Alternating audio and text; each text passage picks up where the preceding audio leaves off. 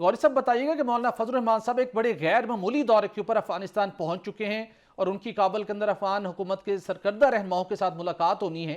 इस विजिट के अगराज व मकासिद क्या हैं और मुमकिन तौर के ऊपर जब जो ये वक्त है पाकिस्तान के अंदर इलेक्शन कैंपेन नहीं हो पा रही, बहुत ज़्यादा थ्रेट्स हैं, JUIFA ने सबसे ज़्यादा इन थ्रेट्स का इजहार किया है, क्या मौलाना अपने इस दौरे से कोई बड़ी कामयाबी समेटने में कामयाब हो पाएंगे?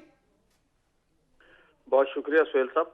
भट्टी साहब, असल में बात यह है कि बहुत अरसे से मौलाना साहब को दावत दी जा रही थी अफगानिस्तान के दौरे की, और मुतअद्दिद बार उनके एक दफा वज़ीर ख़ारजा भी आए और भी दूसरे वज़रा भी आते रहे और वो दावत देते रहे, लेकिन मौलाना साहब की मसरूफियात की वजह से वहाँ जाना मुमकिन ना हुआ। तो अब उन्होंने फिर सरकारी सतह पर वहाँ की हुकूमत ने मौलाना को दावत दी, और वो भी कोई काफ़ी दिन हो गए, कोई मेरे ख्याल 20-25 दिन कबल उन्होंने दावत दी थी। लेकिन यहाँ पर इंतखाबी सूरत हाल, नॉमिनेशन पेपर, स्क्रूटनी, तो ये टिकटों की तकसीम, इसमें मौलाना साहब इतने मसरूफ थे कि फिर वो वहाँ हम लेट हो गया हमारा जाना।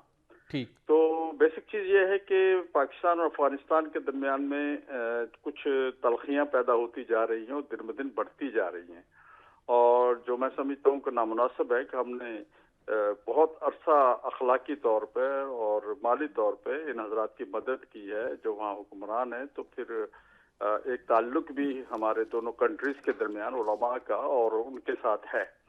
तो इन तलखियों को दूर करने के लिए मौलाना साहब अपना एक भरपूर वफद लेके गए हैं, जिसमें बहुत से ऐसे लोग हैं, वो उनके उस्ताद हैं जो वहाँ पर इस वक्त हुक्मरान है, और वो सब हजरात तशरीफ लेके। एक तो ये होगा कि मुतालाती दौरा होगा, और मेरा ख्याल बहुत लंबे अरसे के बाद ये वफद वहाँ गया है।